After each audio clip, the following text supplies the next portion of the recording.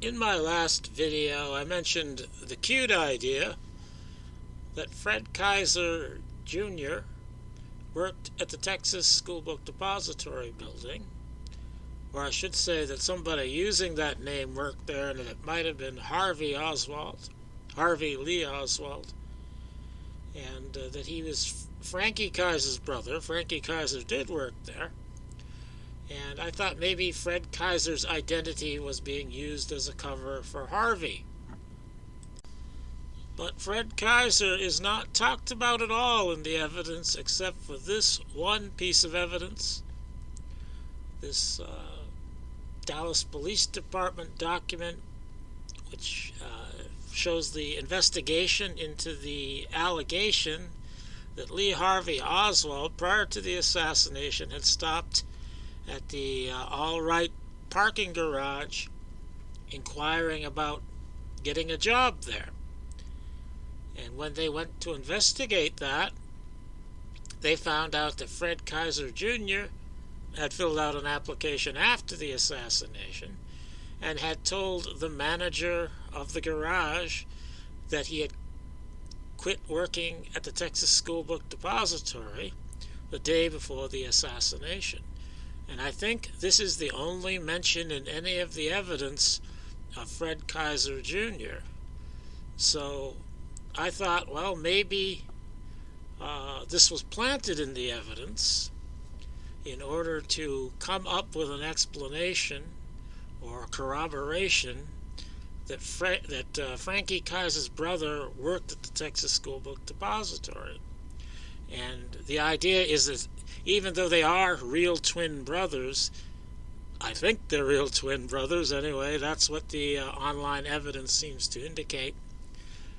Even though they're really twin brothers, my idea was that Harvey Lee Oswald could be using the name and identity, with the cooperation of Frankie Kaiser, of course, of Fred Kaiser, so that it can be said, if somebody mentions that other guy that used to work here, they can say it was Fred Kaiser Jr., and that this document would be in the evidence that would support that, and there's no need to go interview Fred. And if you do, he probably will tell the official story too. Everything like this will work so long as you don't show Fred Jr.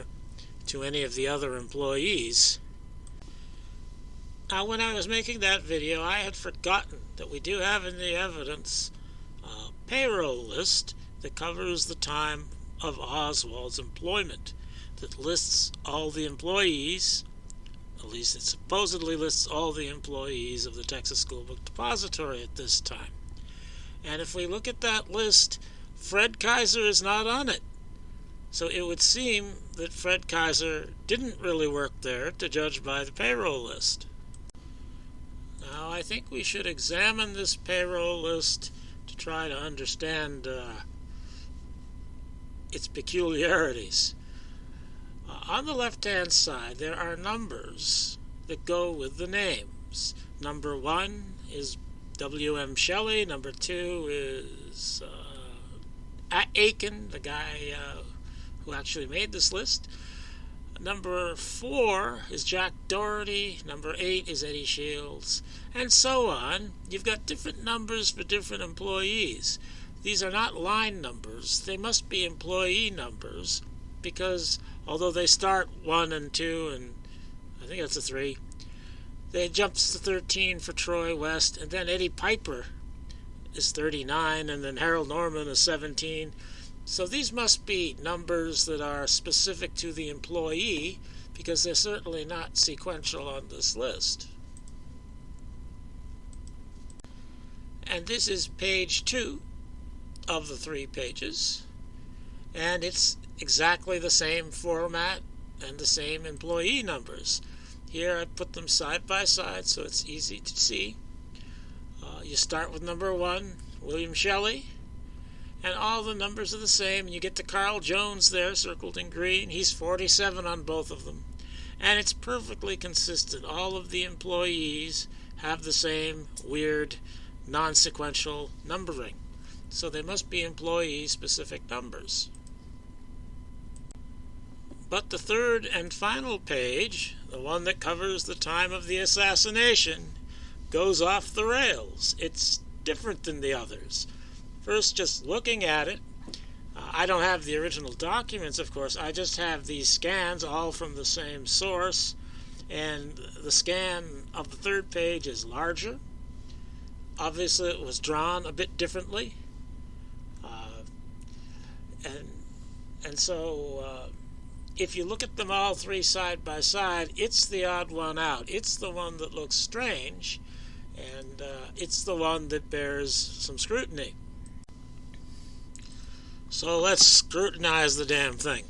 Here we can see that the first 6 names all have the same numbers as the previous 2 pages, but then suddenly Eddie Piper, who was 39 on the previous 2 pages, now becomes number 10, or maybe it's an 18, but it's not 39. And Harold Norman, who was 17, becomes 9. And Billy Lovelady, who was 10 or 19, becomes 7. And Frankie Kaiser, who was 29, becomes 3. So what's going on here? These are employee-specific numbers, obviously. They're the same in the first 2 pages, but on assassination page, the numbers change. And look at this. Lee Oswald becomes Leslie Oswald. How does that happen? I don't think that's just not believable. The guy, Aiken, who's writing this name every 2 weeks, suddenly thinks Lee is Leslie? I don't think that's credible. Whether it's before or after the assassination that this was written, I don't think it's credible. Lee does not become Leslie. There's something wrong here. And another thing to notice here is the bottoms of the pages. In the first 2, the synoptic pages, where it's cut off at the bottom, you can't be sure whether or not there was another name underneath the way it's cut off.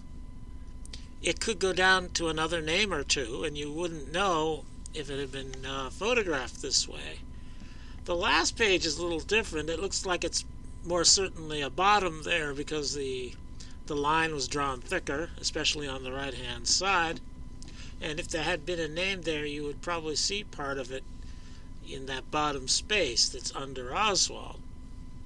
And the point I'm getting at here is that there could have been another name on this list, at least in the first 2 sheets. But in the last sheet, not. But that last sheet is not a real sheet, I don't think. I think the last sheet is fake. I think probably the FBI made it. I know they can do better than this. I don't know why they didn't make it look more like the other 2. Why they didn't copy down all the employee numbers there. It may be that one guy was reading it out to somebody else. I don't know. I mean, I could speculate about why it's screwed up. But to call... Well, if one person is reading it to another and they don't know what it's all about, and somebody might start Lee as Les, thinking it's Les somebody, and then say, oh, Lee, and the other person types Leslie. I mean, maybe something like that is possible. I don't know. Or it could be the FBI is just marking it out as a fake so that they know it's the fake one. I don't know, but I think that's fake. I don't think this is credible as a genuine payroll list in the context of the other 2. So I think maybe the name of Fred Kaiser is on those first 2. On the bottom, he was probably the last hire. They're probably there in the order of their being hired. And that he was cut off intentionally by the FBI who photographed this. You can see their little slip on the corner, a piece of it on the right-hand bottom corner. And the last one, maybe they had to leave the original at the Texas School Book Depository because this was a payroll period in progress. I suppose that's possible. And and maybe the information was copied and the FBI produced a copy. I suppose that's possible. But I don't find this convincing I don't find it convincing as a complete payroll list.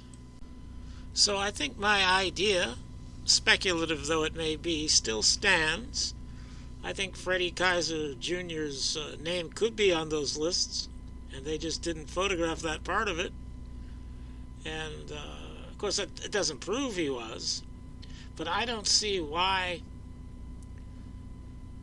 I mean, if Freddie Kaiser Jr. is a real person, I don't see why his application appears at the All Right Garage saying that he quit working for the Texas School Book Depository on the day before the assassination. I don't see that as a joke that anyone would play, just to be mischievous. So I think that was planted in the evidence, and I think probably this idea is, I don't know about probably, there's a good chance this idea is right, that Fred Kaiser did work there for a short while, or somebody using the name did, and that it might have been Harvey. All right, I think I've said enough.